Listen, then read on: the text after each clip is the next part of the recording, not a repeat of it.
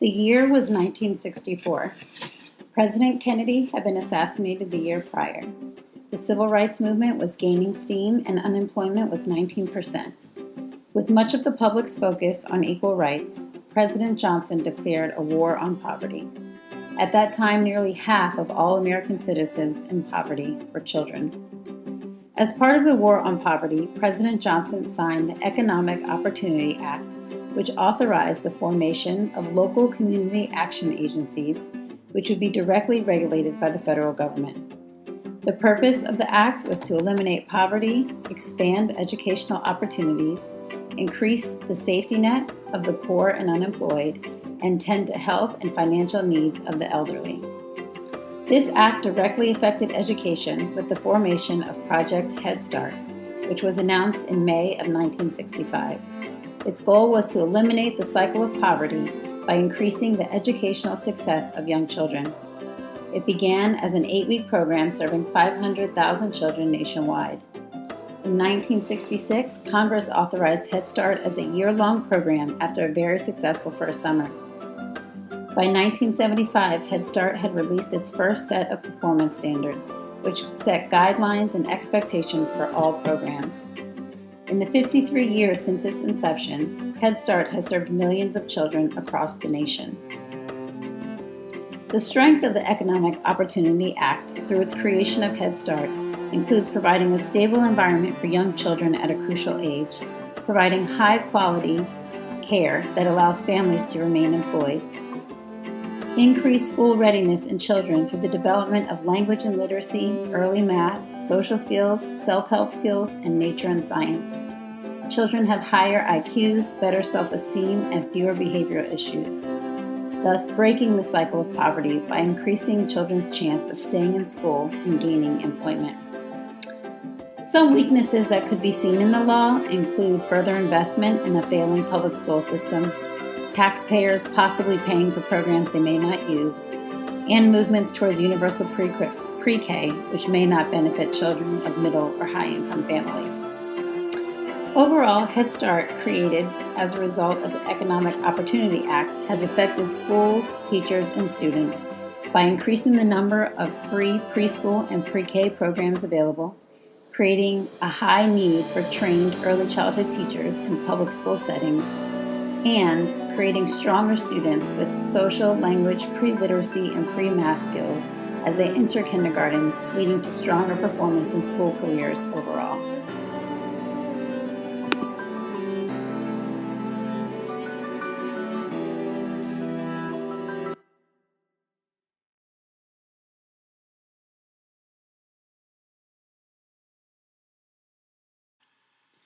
The years leading up to 1975 were riddled with strife.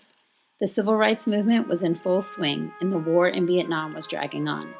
Head Start had begun, and education was on many political agendas.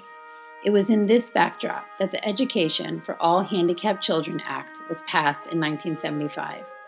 The law has since been renamed the Individuals with Disabilities Education Act, or IDEA, and its current version was passed into law in 2004. The law requires public schools to provide specialized services to all students with identified disabilities, and it includes 6 main ideas. The Individualized Education Plan, which indicates the student's current ability level, goals for the school year, and all specialized services required. The right to a free and appropriate public education. The right for students to be educated in the least restrictive environment possible, which means that students with disabilities must be in the classroom with their typically functioning peers as often as possible. The right to appropriate evaluation, parent and teacher participation in decisions about the student and their education, and procedural safeguards to protect the privacy of the student and the process. The strength of the IDEA law is its ability to ensure access to education for all Americans. However, weaknesses of the law might include the difficulty to ensure compliance with all aspects of the law, which leave many students without needed services, and the length of time it takes for students to be evaluated, which can create challenging situations in classrooms. The Individuals with Disabilities Education Act has affected schools, teachers, and students by increasing the need for trained special education teachers. It It has also forced teachers to consider a wider variety of teaching styles and methods in order to accommodate their students with higher needs, but which simultaneously benefits all students.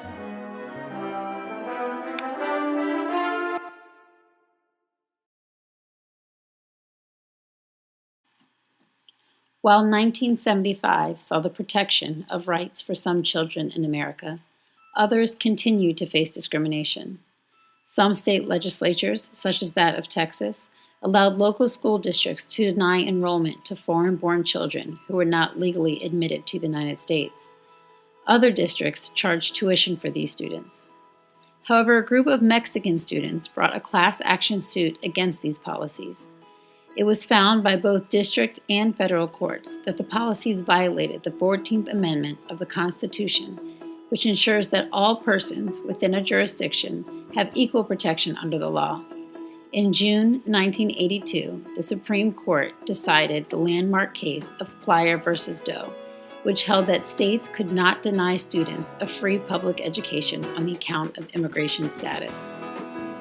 Strengths of this case law include its decision to not hold children accountable for the actions of their parents, its ability to allow all persons the unalienable right to education, and the prevention of greater harm to the society that might result from denying these children education, thus increasing their chances of ending up in lower-paying jobs or with no job, and greatly increase their risk of falling into a life of crime.